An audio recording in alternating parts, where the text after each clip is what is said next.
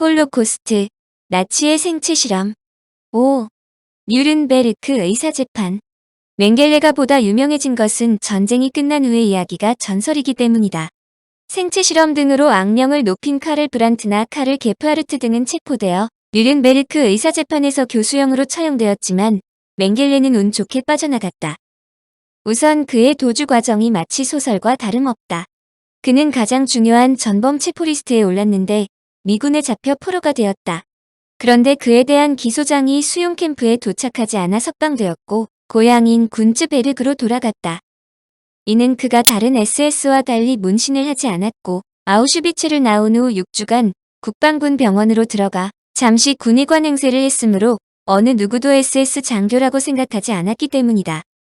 그러나 아우슈비츠 소속 의사들이 1946년 12월 재판을 회부되자 언젠가 발각될 것을 우려하여 1949년에 아르헨티나로 탈출했다. 그가 남미로 탈출할 수 있었던 것은 친가가 독일에서 농기구 생산기업을 운영하고 있으므로 자금을 대주었기 때문이다.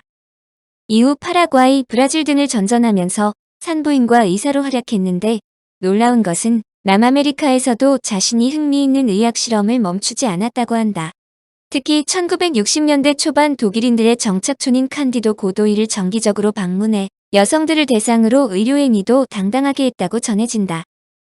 그의 탈출 기간 동안 일화는 많은 사람들을 놀라게 한다. 그는 체포에서 피한 많은 나치당원들과 만났는데 대표적으로 아돌프 아이히만도 만난 적도 있다. 그러나 맹겔레는 아돌프 아이히만을 그다지 높게 평가하지 않아 아이히만을 목적이 없는 사람 같았다고 말했다. 놀라운 것은 자신의 아내와 아들을 만나기 위해 유럽을 방문하기도 했으며 자신의 아들인 롤프 맹겔레를 남미로 불러서 같이 사진을 찍기까지 했다. 물론 장인과 자신의 아버지에게는 자신의 생존 사실을 철저히 숨겼다고 한다. 그의 행방불명은 전범재판의 진행에 따라 세계적인 주목을 받아 예루살렘에서는 그에 대한 모의 재판이 열려 전 세계의 TV가 보도하기도 하였다. 이스라엘은 교황 바오르 2세에게 모든 카톨릭 신도들이 맹겔레의 행방을 찾는데 협조해달라고 청원서를 보내기도 했다. 1980년대 드디어 그의 소재지가 서서히 밝혀지기 시작했는데 그것은 그의 생존 사실을 알고 있던 아내와 그의 가족들이 증언했기 때문이다. 그러나 그때는 이미 맹겔레가 1979년 브라질 상파울로 바닷가에서 수영하다가 심장마비로 사망한 것을 알고 난 후이다. 그가 1979년에 사망하였다고 하지만 그가 살아있다는 소문이 계속되었는데 브라질 경찰이 1985년 그의 시체를 발굴하여 이빨과 DNA를 통해 정밀 분석한 결과 1993년 최종적으로 맹겔레임이 확인되었다. 학자들이 맹겔레에 대해 헷갈리는 것은 그는 나치 내에서는 정말로 엘리트이며 유능한 인재들이었고 가정에서는 자상한 남편이었으며 자기 아이들에게는 더없이 다정한 아버지였다는 점이다. 그가 평소에 한 말은 그야말로 놀랍기만 하다. 나는 수용소에서 많은 환자들을 도왔지만 나의 이런 선행에 대해서는 알려지지 않았다. 전설의 군의관도 선별을 해야만 한다.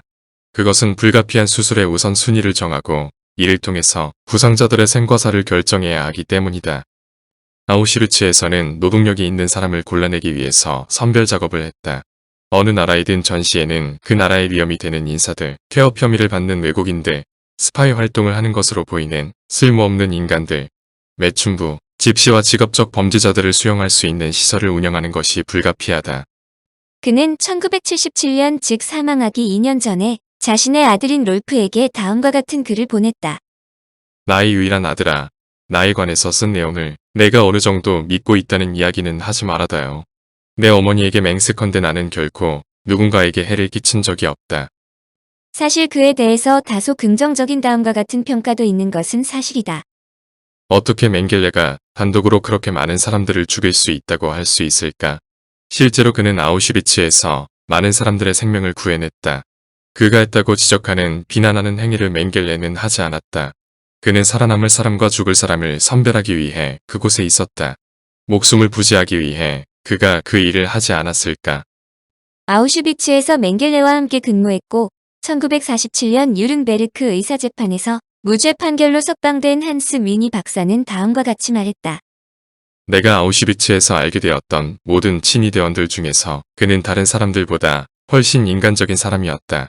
다른 사람들은 전혀 독립적인 사람이라고 볼 수 없었다.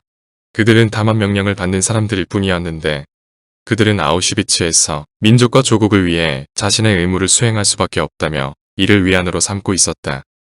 특히 아우슈비츠 주둔지 의사로 맹겔레와 함께 생체 실험을 한 에두아르츠 비르치는 그야말로 맹겔레에 대해 상당히 신뢰하면서 다음과 같이 증언했다.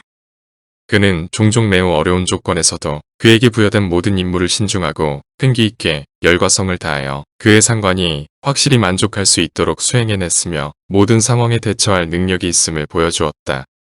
그 밖에도 그는 인류학자로서 짧은 근무의 시간을 활용하여 자신을 개발하는 데 열성이었으며 업무를 보면서도 자신이 업무상 다룰 수 있는 학문적인 자료들을 이용해서 인류학 분야에 가치 있는 기여를 했다.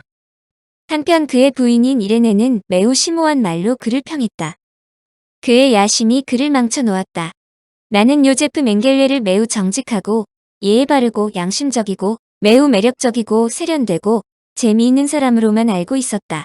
그렇지 않았다면 나는 그와 결혼하지 않았을 것이다. 가장 놀라운 것은 수용소에 있었던 쌍둥이의 증언이다. 우리 수용소에는 발육부진 쌍둥이를 포함해 100명에서 120명 정도의 쌍둥이가 있었다. 맹겔레는 우리에 대해서 중립적인 태도를 취했다. 그는 신체적으로 우리를 학대하지 않았다.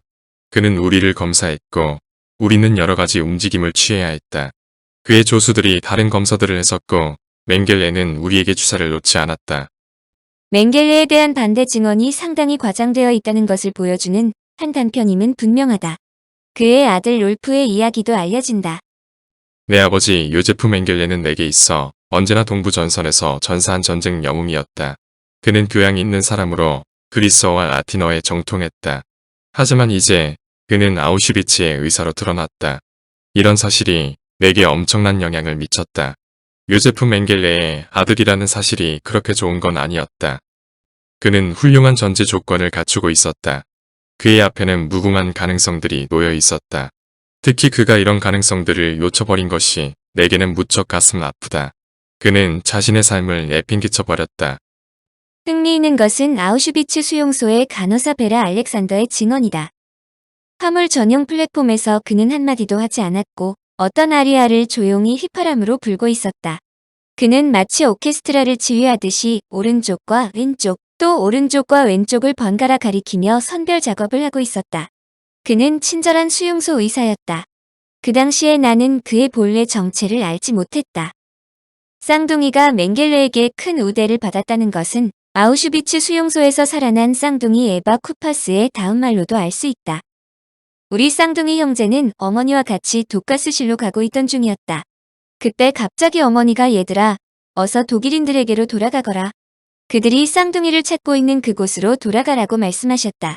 어머니와 막내 동생이 시체 소각장으로 계속 걸어가고 있는 동안에 우리는 몸을 돌려 화물 전용 기차 플랫폼으로 뛰어갔다. 그곳에 맹겔레 박사가 서 있었다. 흥미로운 것은 에프라인 라이엔베르크의 말이다. 수용자복을 입은 유대인들에게 쌍둥이들은 나오라고 소리치며 난진이와 기영인 사람들을 찾았다. 그들은 우리에게도 왔다. 내 형과 나는 쌍둥이가 아니었지만 우리는 매우 닮았다. 그들은 우리를 열에서 뺀에 끌고 가면서 우리에게 너희들은 적어도 목숨은 부지하게 될 것이라고 말했다. 맹겔레에 대한 평을 보면 호의적인 발언을 한 사람이 생각보다 많다는 것을 알 수 있다. 이는 제2차 세계대전과 그가 아우슈비츠와 같은 특이한 환경에서 의사로 활동하면서 선악의 기로에 있었던 것을 의미한다. 그러나 현대 학자들이 맹겔레의 사건을 중시하는 것은 매우 간량하면서도 단호하다. 그가 과학이라는 이름하에 남긴 유산이 너무 심각하다는 것으로 눈이 먼 명분을 가진 과학은 결코 인정받을 수 없다는 것이다. 그가 상당히 많은 사람들로부터 비난받는 것은 그가 행한 선행이 설사 있었더라도 수많은 악행 즉 자신의 잔혹한 행각에 대해 한 번도 후회를 보이지 않았다는 점이다. 특히 마지막 순간까지 독일 민족의 우월성을 믿고 남아프리카 공화국의 인종차별 정책을 적극 지지했다고 한다. 청취자에게 원하는 것은 1. 구독 2. 좋아요